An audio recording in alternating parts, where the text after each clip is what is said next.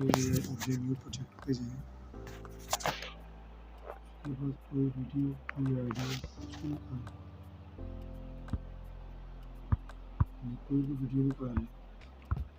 उसको ब्लर करने का कोई वीडियो निकालें,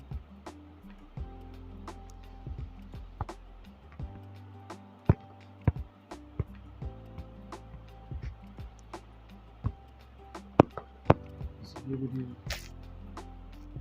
उसको ब्लर करने का सीखा, लेयर पे जाके इफेक्ट पे जाके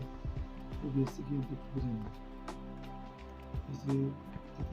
कितनी विषय ब्लर करने की करें, सेटिंग में जाए ब्लर हो और आगे बढ़ाने की